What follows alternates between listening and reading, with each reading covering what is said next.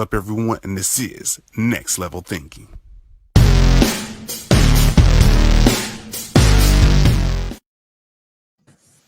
What's up, everyone? We're here for another episode of and we're trying to make things happen. I got Instagram on side in the background as well. And so, as your host, I'm doing some great things, and I have my great guest by the name of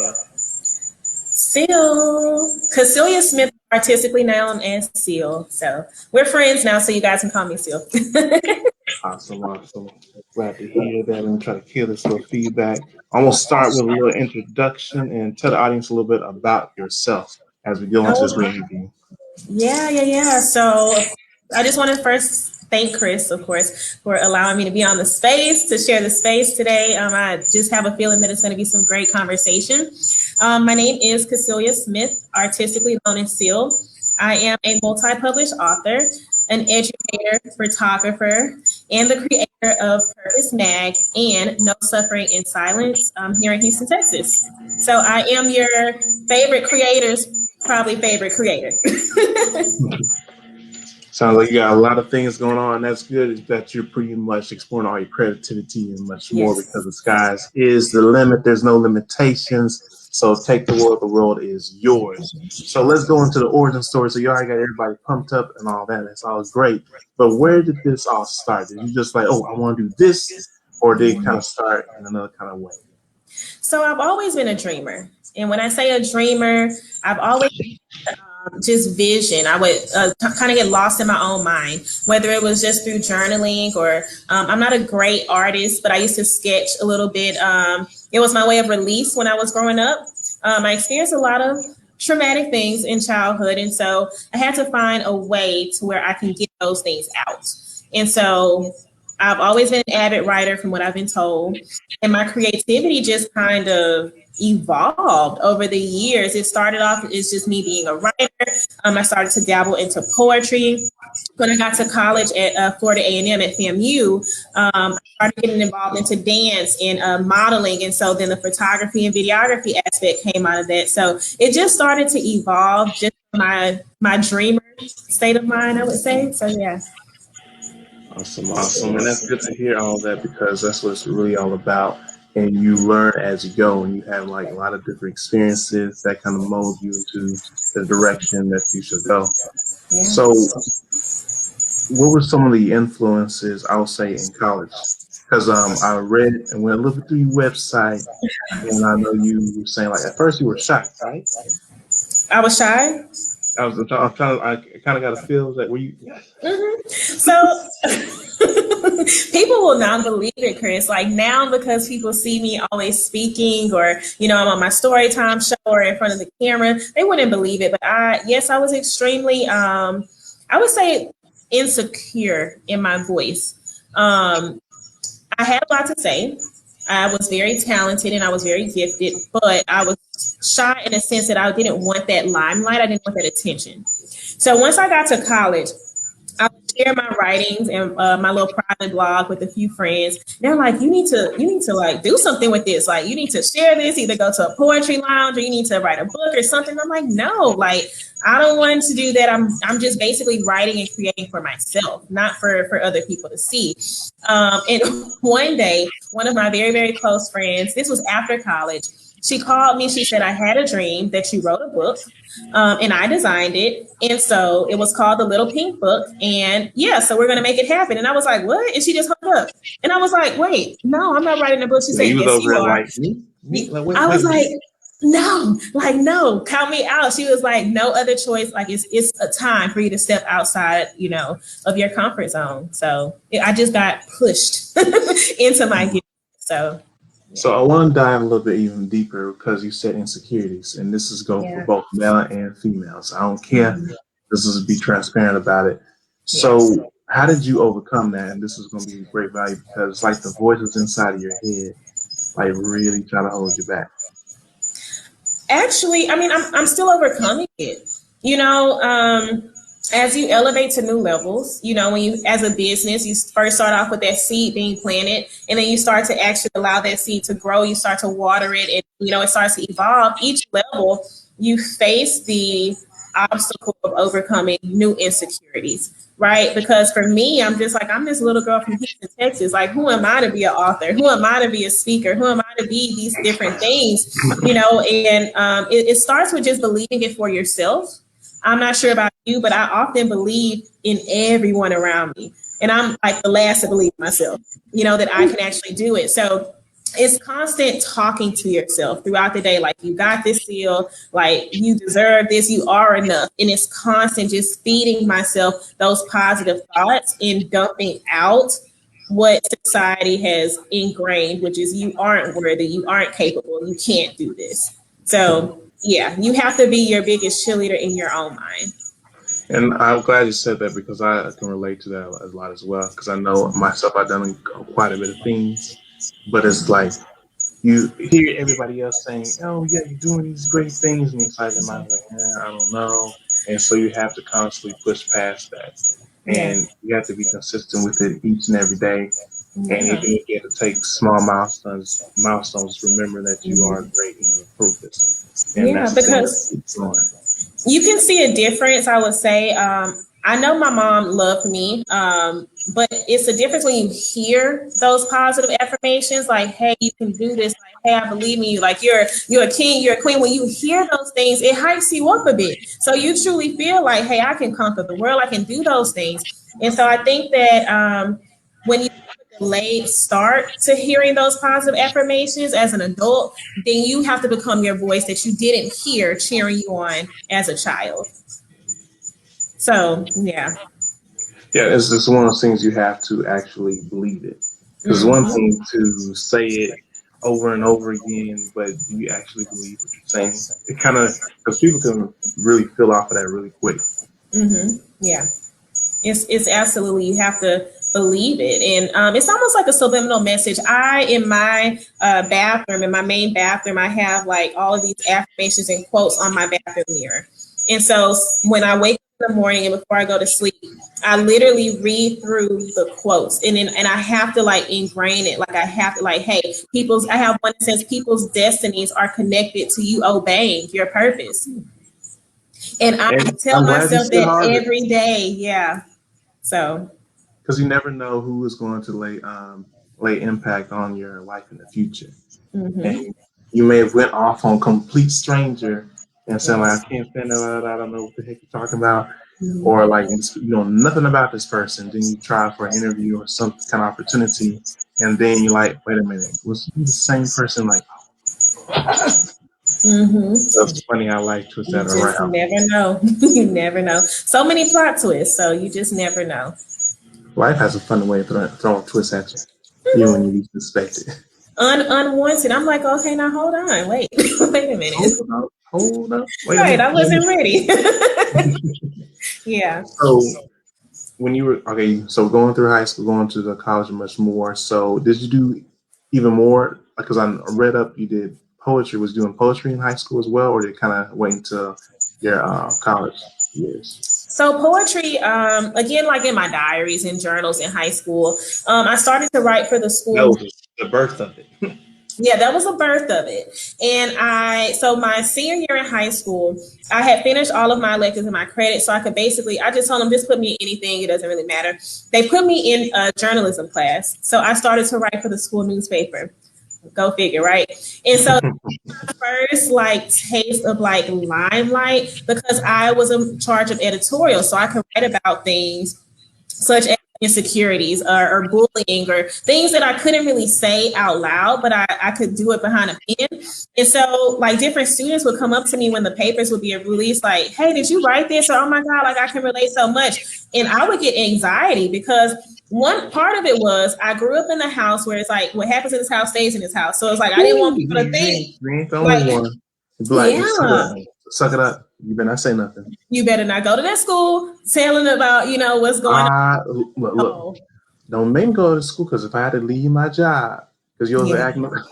Yeah, Chris. So I was nervous because I'm like, I'm speaking my truth in my writing, but I'm like, is it okay for me to speak my truth? So it took me into poetry and writing. It started in high school. In college, I moved from Houston. I went to Florida to Tallahassee for college. So I felt a little bit more freedom. being away from home, I felt like, okay, I can kind of reinvent myself, my identity. I can start to kind of share my truth a little bit more. But it wasn't until post-college to where I really was like, okay, I'm unfulfilled in this 9 to 5 life. I feel like I should be doing more. And I stopped running from my purpose and actually started to tap into my gifts. So, And it's interesting too because like you do something for so long, you keep running away from it. You're like, maybe that's not me.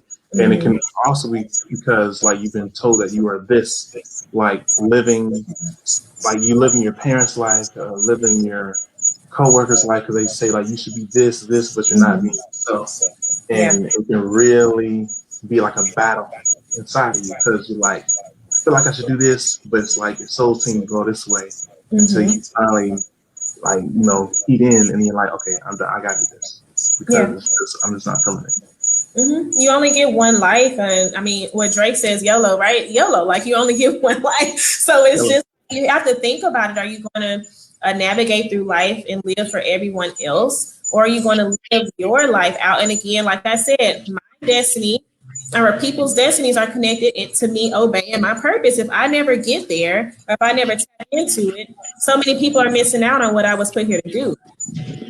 So a late lesson learned, but I learned that lesson, and now I'm walking in, my purpose and my gifts. So. Yep, and you can never stop. And the reason why I say that is because you never know who's watching and who's attached to you. Even when you feel like nobody's watching or like paying attention, someone actually is. Yeah. I mean, how many people have come up to you or messaged you like, "Oh my God, you're so inspiring." It's like, what? I didn't even know. I was just speaking my mind. Yeah, like I'll take it. Okay. But the crazy thing, and I'm glad you did, it's like it's just a whole journey of you finally getting to the point where you finally be yourself fully and then walking into your purpose instead of running away from it all the time. Yeah. And then it's kind of interesting, like when that happens, it's like that's when everything comes together. Like when you run away from it the whole time, it's like you get all these obstacles and much more. You're like trying to figure out what's going on. But once you start being yourself, it's like acting, everything naturally comes just in that's fluid. Like there's like no issues in your life. I did this a long time ago. Yeah. Right. You think about how much time you wasted. Like again, just following this path that everybody else wanted you to follow, or the safe route, right? Like it was safe to just sign up for this 9 to 5 or just stay low key or under the radar. But is that what you're supposed to be doing? Is that what you're supposed to be doing for real? So that's the thing. It's like, I knew at one point that I was unfulfilled. And I was like, if I'm going to do this whole life thing, like I have to, make some decisions. I have to take some leaps of faith. I have to be all in and trust God. And again, like you said, it's easy. I don't want to say following your purpose is never any challenges, but there's not a tussle, that internal tussle, because you feel like, okay, this is what I'm supposed to be doing. Definitely can feel that. Yeah. Step by step. And it's time for us to start walking into our purpose. Yeah. Piecing everything together. So after all this, when you finally start voicing yourself fully, like what was some of the things that were coming along? So I don't want to go too fast, but like once you were like fully into you being poetic, speaking your voice, having more belief into yourself, what were some of the things you were starting to do? Because I'm pretty sure somebody else watching this is like kind of hesitant or cautious, like, should I be doing this? But I think if you shine your light, showing like what is possible when you start walking fully in your purpose, you can uplift somebody. For me, all the doors started to open and effortlessly, and like the dots started to connect. For the longest time, I would say when I wasn't walking in purpose, I felt lost. I felt like I was just existing, right? I woke up every day. It was like every day was the same. I was just trying to make it to Friday or trying to get through. You know what I'm saying? And once I started walking in purpose, once I started writing and publishing, I'll give you an example. So I left my full-time teaching job in 2019. I said, you know what? Enough is enough. It felt like it was years ago, y'all. I'm like, listen, I was like, enough is enough. I'm like, this is not my life. Like, I do enjoy helping people. I do enjoy pouring into students, but this is not where I'm supposed to be. I blogged about it. 2 months after I left my teaching job, I wrote a about it. And it was titled, I Quit Because I Deserve Better. I did not know, Chris. I woke up the next day, it was like 4,000 views. I woke up the next day and it was up to 10,000 views. Right now, it's up to 420,000 views. You're speaking to somebody, a lot of people.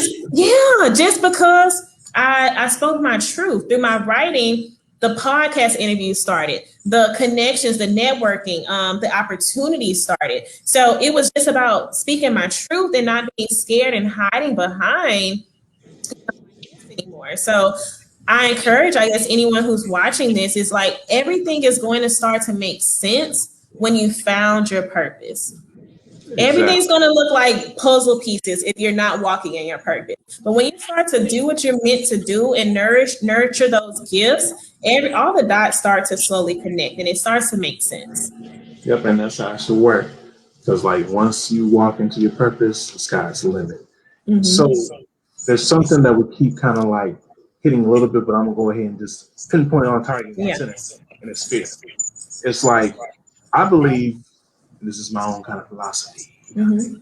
Like when we were a child, of course, we were learning much more, but we wasn't afraid to dream or think beyond limitations and much more. We didn't allow the critics, or just because grandpa or your friend couldn't do it, you didn't allow it to get inside your head to the point to make you think that you couldn't do it. Mm-hmm. But for some odd reason, when you come to adulthood, you're like, I don't think that's realistic. Mm-hmm. Or, I don't think I have the finance for it. Or, you got to be aware of that location. So we keep putting up all these barriers and limiting ourselves and just kind of go into our comfort zone of what we think is realistic. Mm-hmm. And that's not how you can live life. Because if you think about it, a lot of the great people that made impact into this world actually did the insane, crazy thing, from creating light bulbs, like planes. A lot of people have a dream and much more. It's always thinking something impossible. So I want you to go ahead and shed your light on that, of overcoming fear and not being afraid to make mistakes. Yeah. I mean, again, you said it, like, especially as a child, it's like, again, you're not worried about, okay, if I do this, then X, Y, Z is going to happen. Like, we're not really thinking too far into the future. We're okay to color outside of the lines without being judged. It's that's just, we're free as children. We're free. And then as an adult, you're more so fearful of what other people may think. But my concept, or like how I view life, is like, okay, yes, I can be scared to do this, but I'm even more scared of what's going to happen if I don't obey what I'm supposed to be doing. So you can be scared and obey what you're supposed to be doing, your purpose, or you can be scared anyways of what happens if you don't obey. I'd rather go with what I'm supposed to be doing. You're going to be scared anyway. You might as well get the reward from it. And I feel like you just got to do it. You just got to put yourself out there. Like, you have to just follow your heart, and you have to use discernment, of course, but you have to just follow your heart and put yourself out there. But I will also add, as an adult, it's also a matter of support. What I mean by that is, people have various circumstances. Some people, they have their family support. They say, hey, after college, you can come live with me until you get on your feet, and you can dream all you want to in this spare bedroom. But when some of us are thrusted into responsibility, those leaps of faith have to become more like, can I afford to do this? I have a family, or rents due, or bills. And so you kind of start losing the dream in you, because you have so much responsibility that you have to consult with before you make choices. So it's a little bit of fear, but then it's also about just the responsibility in life. Mm-hmm. And I'm going to throw another fastball at you so you can knock it out the park, because that is a great point. Because when you make decisions at that time, you have a child to think of, or other kind of responsibilities you can't just leave behind. Mm-hmm. But what most people miss is this: like, you can give up or settle and be comfort and do the traditional route like everybody else does.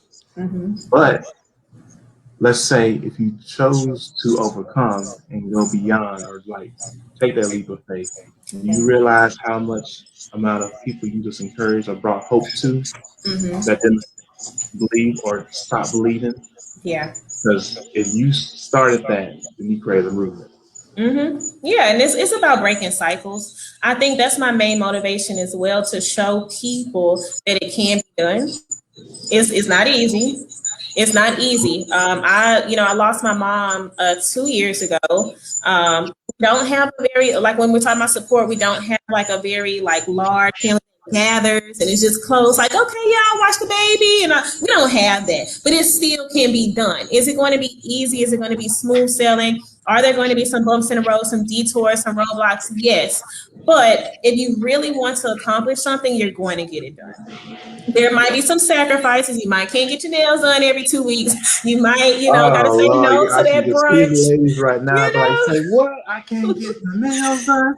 but Sister, the end reward, you guys, you might have to, people say, oh, you're quiet, or I called you. I can't, I gotta, hey, distractions. I focus on breaking these cycles. I'm gonna have to turn down some invitations. Y'all going to brunch? I can't make it this time. I'm focused, like I'm zoned in. So it's possible.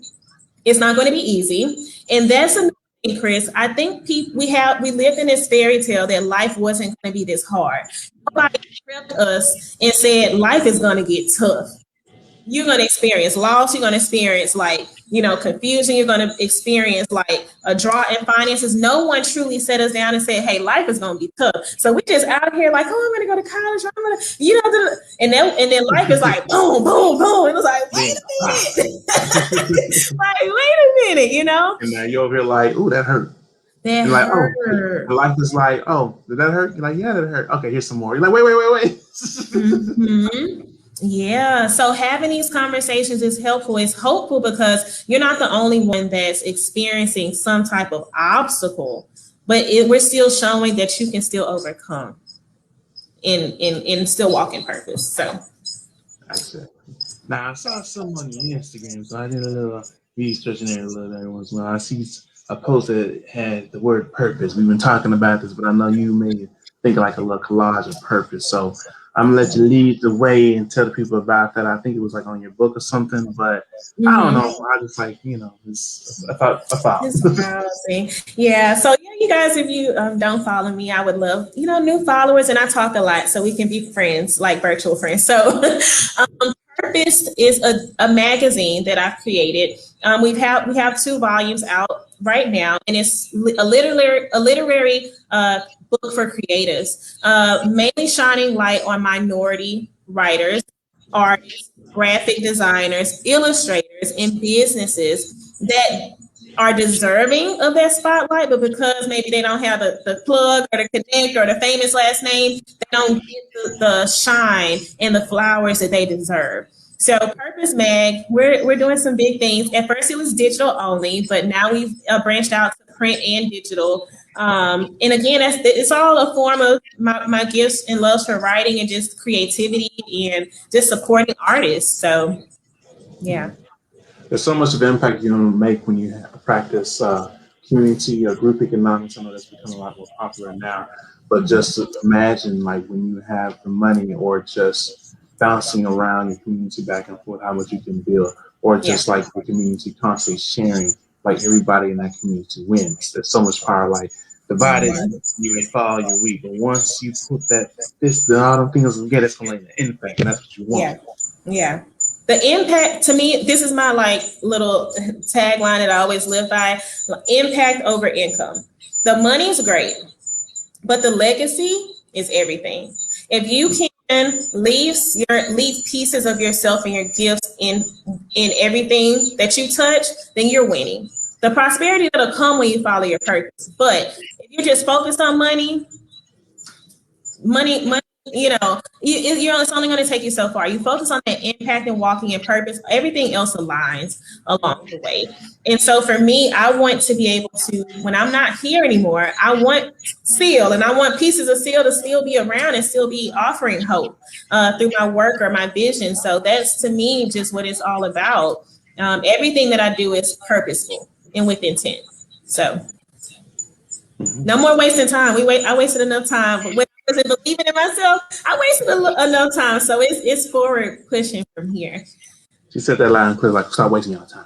Look, someone's gonna be like, man, but just give me a few more hours. If you No, don't get yourself. no, get up and get moving. Somebody is counting on you. So I want to throw this one out here. This is a quick little funny one. It's like, so what about for the ladies? It's like, well, I want to do this, but I gotta make sure I look good. I know I should be doing this little live stream or whatever, but I gotta wait till my hair appointment or my makeup. I mean, this is the common stuff I hear all the time. So they ain't. If I talk about it, gonna be like, you don't know what you're talking about. I'm like, look, I'm just like, never mind. So you help out the sisters. Okay, so I'm going to tell you guys right now, I have absolutely no makeup on right now. Okay, and I could have. I knew that I had this podcast with Chris coming at 4:30. I could have, got up this morning and put a full face on, but specifically, it's okay to be naturally you. Like I miss the days, and this is no judgment, but I miss the days like the classic 90 beauties. The natural hair, they might have lipstick on, but they just had the fresh face, the fresh skin. Like it's okay to, for me, I think about this sometimes. Yeah, I'll wear makeup, every once in a while, but I think about the little girls that are looking at me. I don't want them to think that they have to be somebody they're not, or have to cake on makeup or whatever the case may be to feel beautiful. Like I wish somebody had told me you're beautiful with or without all of this. You know what I'm saying? Like, so if I'm going to be preaching self-esteem or preaching love yourself the way that you are, I can't always be everything falsy.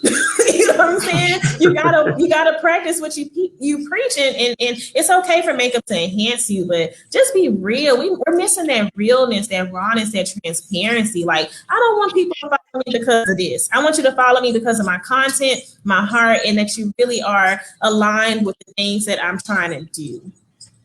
So don't worry about that. Like we're not worried about that. So I'm so glad you brought that up as we come and wrap these things up, because I believe society is with so much pressure from the social media. Of course, you guys, your community, all that pressure. But I feel like now so many people want to live behind a mask of who they are, and they try to portray something that they're not. But they fail to realize, like, once you take that mask off, yes, you're gonna have some scars, you're gonna have some bad history, you'll have your mistakes, but you are so much more relatable when you show this instead of hiding behind this. Yeah. I always like we had this conversation in one of my circles, because we all about encouraging each other. Like, nobody would love Superman if this person was indestructible. You have to have some kryptonite in there somewhere. That's or true. like, it can go on from like all these other different superheroes, like Spider-Man, explaining all this, but he's a teenager and he's mind. What are you doing? Yeah. No, that's very much so true. And that mask analogy or comparison, it can go towards so many different things. You can apply that to so many areas in life. I think about like when you walk into work and someone asks you like, how are you doing? You always have to be like, I'm fine, I'm good. Like you can never be off, right? You never can just be off. But the thing is like, if we're going to truly heal and we're really going to help people and really going to like offer people hope, we have to be our authentic selves. When you're not having a good day or if something's wrong, it's okay. Like you're human. Like it's okay. Like if you're having a bad hair day, y'all, I don't have edge control right now. I don't care about that. I'm trying to have a conversation with Chris Holmes and help some people along the way. That is the focus for today. So just come with your authentic self. Leave your representative at home. Like we don't need to meet. This is real. We over speaking some great value and lights going off in the background. Like Yes. rolling on the road. Like these energy saver lights. Yes, these energy saver lights. Lord. Lights on. Like, what you doing? What you doing? They talking about this light bill. No. I need to light the source and all that. I need that power. So I was just about, and I was like, we can go a little bit further, because you brought up a really good point when you were, oh man, there's so much. But the importance of not only unmasking yourself, but being okay to ask for help. Now, this is universal, because us guys, you be like, hey, bro, you good? Man, I'm straight. I'm good. No, I'm all right, God. And then I know y'all sisters be like, course, you look good and all that much more, but probably tearing up inside. So it goes both ways. And so we got Yeah. to be completely open. And like, if you have something on your chest, because it's not good to keep all that in, find someone to talk to. Yeah. Like, if you can't talk, journal. So go ahead and throw some enlightenment on that. Yeah. I mean, I feel like, especially with, African American, our community, we've been pushed into this strong role. Like, we never asked to be the strong Black woman, the strong Black man, but we've been pushed into this role because we've had to be strong. The thing is, though, you have to let those walls down because we're carrying all this weight around, and that weight gets heavy. That weight gets extremely heavy. And so I feel like if as women, as minority women, we can start having authentic conversations about how we feel and where we are in life. And as Black men, you guys can start having those authentic conversations. Then we can go beyond and start having authentic conversations with each other, men and women, because that's a whole nother subject. Like being your authentic self. Like we have to start. We have to bring this back to our circles. And hopefully they bring that back to, and it continues to be a cycle. But yeah, I mean, that's why I created my support circle, Gnosis, which is no suffering in silence. You can look at many celebrities that are no longer here that have taken their own lives. They were the funniest person, always smiling and unhappy, depressed. Like, you know what I'm saying? You have to have a safe space where you can be completely yourself without the mask and the guards. Like, we just have to start having these raw conversations and also making it comfortable for somebody to come as their true selves. Don't judge them or don't show them just because they're different or because they're not like everyone else. Like, allow people to be their true selves. Make it okay. Normalize that. That's what they say nowadays. Normalize being your authentic self. So with that, go ahead and close out the closing statement and let the audience know where they can find you so they can be like, oh, that's a speak wisdom. Where you at? Yeah, so IG and Facebook. Okay, so everything is Seal the Writer. If you're watching on Facebook, it's on the screen. Seal SIL the Writer, and then Instagram is Seal the Writer as well. If you want to connect and subscribe to my website, you'll be able to see my photography, my blogs, books, and Gnosis as well, No Suffering in Silence. That's www.sealthewriter.com. And again, I'm very friendly and open. So if you want to talk, just DM me. So yeah, that's what you can find me. Awesome.